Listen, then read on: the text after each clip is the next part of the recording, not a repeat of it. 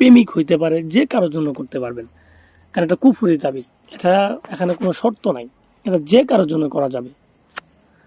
তো ভিউয়ার্স, যারা করতে চান এবং এরকম সমস্যার জন্য অনেকেই বিভিন্ন কবিরাজের কাছেও গেছেন বা অনেক তান্ত্রিকের কাছে গেছেন, কিন্তু তারা কাজ করে দিতে পারে নাই, আপনার কাছ থেকে বিভিন্নভাবে টাকা পয়সা নিচ্ছে, বলে শরীর বন্ধ, হেই বন্ধ, বিভিন্ন সমস্যা বলে আর কি। তো আমি বলি আসলে এগুলো কোনো কিছুই নেই। কুফরি তাবিজ করলে শরীর বন্ধ থাক, রাশি সমস্যা থাক, এগুলো কোনো বিষয়ই নেই।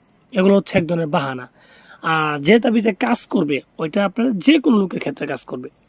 কারণ প্রথমে বলছি এটা একটা কুফরি তাবিজ। এত কুফরি তাবিজ কোনো শক্তি মানে না, কোনো ব্যক্তি মানে না, কোনো ধর্ম মানে না।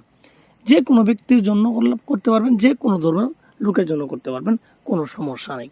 তো সমস্যা হচ্ছে আপনাকে সঠিকভাবে করতে হবে। সঠিকভাবে না করতে পারলে কিন্তু হবে না। তো ভিউয়ার্স, আমি আসলে কথা বাড়াতে চাই না। যারা স্ক্রিনে দেখা তাবিজটা করতে চান, হ্যাঁ, তারা কিভাবে করবেন আমি আপনাদের বিস্তারিত বলে দিতেছি। আপনারা মনোযোগ সহকারে আমার কথাগুলো শুনেন, আর আমি যেইভাবে বলবো আপনারা কিন্তু ওইভাবেই করবেন, তাহলে দেখবেন আপনাদের কাজ হবে। তো ভিউয়ার্স, এটা প্রথমত আপনি যে কোনো মঙ্গলবারের দিন লিখবেন। মঙ্গলবারের দিন সন্ধ্যার পরে, মাগরিবের পরে একটা কবরস্থানে গিয়ে কবরস্থানের এক কোনায় বসবেন। ঠিক আছে, দক্ষিণ দিকের কোনায় বসবেন। বসার পরে আপনি একটা সাদা কাপড় বিছিয়ে সামনে মোমবাতি আগরবাতি ধরায়ে, ঠিক আছে, গোলাপ জল ছিটায় বসবেন।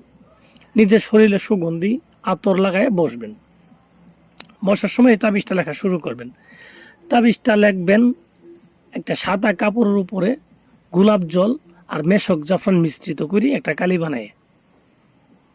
তো স্ক্রিনে যেভাবে লেখা আছে তাবিজটা, ঠিক সেইভাবে আপনার তাবিজটা লিখবেন। এবং অবশ্যই লেখার সময় মুখের মধ্যে আপনি